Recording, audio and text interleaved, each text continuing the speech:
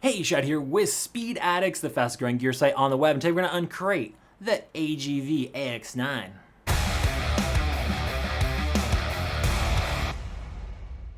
What's up, SpeedX fan? Before we jump in and break down this adventure helmet from AGV for you, do us both a favor, subscribe to that Speed Addicts channel. It only takes a click, and that way you're up to date on the latest gear. We're working hard over here for you to bring you the latest gear reviews. Get the first look, subscribe, and that way you don't miss out.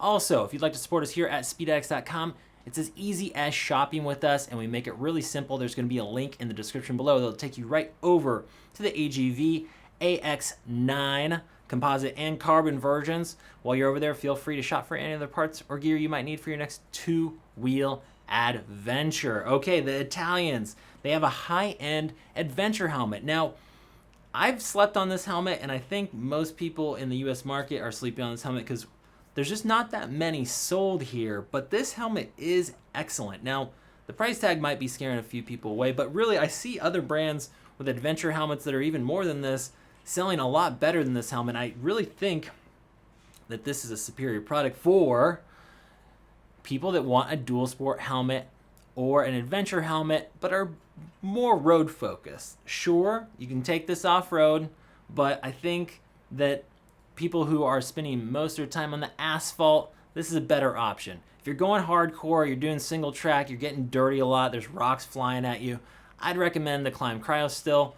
But if you're hitting a fire road once in a while, your most of the time is on the asphalt, but you want a dual sport helmet, which means it's going to be a traditional full face with this peak, AX9 is primo, especially this carbon fiber version that you see here in front of me. It is, the gloss on this is so good, the cameras are having a hard time with all the glare in here. It is a deep, thick gloss coat on, and the carbon fiber weave and the way that it's laid down is just beautiful. A lot of times carbon fiber helmets are not all created equal. You look a little closer at the weave and it's messy. Not here. AX9 is really nice. Now they make also, in addition to the carbon construction, they make a composite, which is less money. So the composite's going to run $499 to $549, and the carbon is going to be up at $700. So not inexpensive, but if you got a multi-strata, you got a hyper, I mean, there's really not another helmet that you should be wearing. Not to say you need an Italian bike to wear this, by all means. If you're looking for a very lightweight, beautiful adventure helmet, here we go. Now let's talk about the weight real quick. The composite is pretty lightweight at 3 pounds 6 ounces. Carbon fiber is going to get you right against 3 pounds. So anything right around that 3 pound mark or just above, I think this one's like 3 pounds 2 ounces on our scales here in a medium. You're going to pick it up. It's going to feel extremely lightweight. DOT and EC 2205 at the moment. I suspect they'll probably do a running changeover to 2206, but don't quote me on that. We'll have to see what happens, and we'll update the video description a little bit later. 3 shell sizes, which is nice. Sizes small all the way up to 2 extra large. The helmet fits true to size, and one thing I love about AGV is oftentimes they have that medium small and medium large. For you in-betweeners, they got you covered there. Now when it comes to fit, you should be shopping for your helmets at Speed Addicts. We're going to cover you with no cost returns. That's right, we don't nickel and dime you on that return shipping like those corporate monoliths out there. We're going to hook you up and treat you like family. To qualify, all you have to do is live in lower 48 states and make sure the gear is brand new in the original packaging. Make sure you put the bag back on the helmet before it goes in the box. It doesn't seem like it's that hard, right guys? Okay, back to the helmet. Enough with my shameless plugs. Ventilation. Beautiful front-on shot here. Your ventilation is hidden up here underneath your peak. Now you can run without the peak if you want to. You can remove this, and then you just have a gorgeous looking full face helmet. Down in the bottom, you have a chin bar vent, which is switchable here. Okay, see that honeycomb go on and off in the camera? Now if you want to blast this all the way off and go with more of an off-road mode, you want more airflow, you can remove this front vent altogether and the foam that goes with it, so you got kind of a customizable situation. Let's plug this back in. The peak itself is held on by 2 screws underneath this this little trim piece here. You just leverage this off, and there is a slight bit of adjustment with the front screw. If you loosen that up, you can bring the peak down. Right now it's in its highest position, and we are going with the kind of that foil design. There's not a center point mount for the peak, and that's to keep the helmet from pulling on you at speed. The way this is designed is that at highway speeds, unlike a real true motocross helmet peak, it shouldn't yank on your head as much. That's the whole idea here. But if you want to run it, you're going to spend a lot of time on the highway, going on a big trip, go ahead and stow this in, and you don't need the peak for that section. Go ahead and stow it in your bag, and you can run it like a traditional full face. Lots of visibility. You notice how large this eye port is, and that's one of the advantages when you go with a dual sport helmet. Not only are you getting the peak, but you're getting an eye port that is usually much bigger than a traditional full face street helmet, and that's so that you can run goggles. So, but if you're not running goggles, you really just have a ton more visibility. Being in this helmet is kind of like being in a fishbowl. It's pretty awesome. Now, you heard that snap. It does have multiple detents. So here's number 1, 2, 3, all the way open.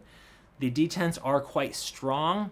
The seal on this gasket is very strong, and when you bring it down, ooh, it'll take your finger off. It is great. It seals very well. You're not going to get air leakage. It's going to keep the elements out. If you're doing true touring or adventure riding, you're going to get caught in the wet.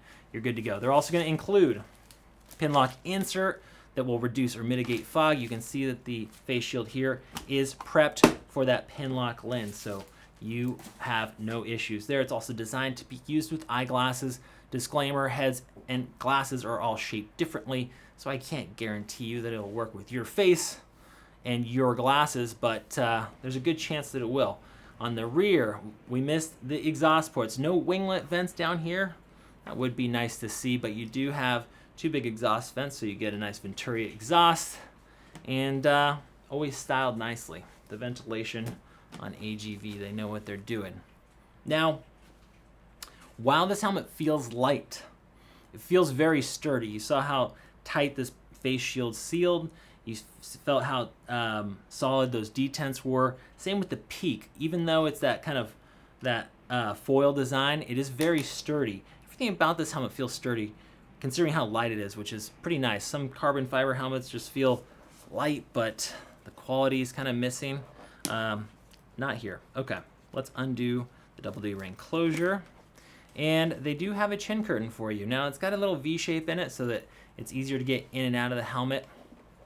There's also another set of venting that can be closed from the inside if you really want to open it up or knock it down. And the interior, very buttery. Kind of feels like it's not Alcantara, but it feels like that high performance suede material and just really high end. So let's take this apart. It is comm system ready. You have plenty of room to mount whatever comm system you want. You want to run a Cardo clamp, you want to run an adhesive mount, whatever you're going to do, no issues. And there are speaker pockets waiting for you. Neck roll and cheek pads are one and the same. There are different sizes available. You can custom fit if you need to. There it is. Get a good shot of that. Really comfortable, nice material. Let's get the headliner out of the way. It's all removable, washable, of course. I recommend doing it in the sink and air drying it. Don't put these in your dryer. They'll get tore up. Pretty minimalist up here, just a little light mesh, which is what I like to see. It's going to keep it running cool, especially if you do end up taking this thing off-road and working a little bit harder. Lots of big vents. See those big ducts in here? So that's pretty large. That's beyond 10 millimeters, these rectangles, and way up in the front, plenty of crown ventilation blowing through here. Finish off nicely in black on the interior multi-density EPS liner.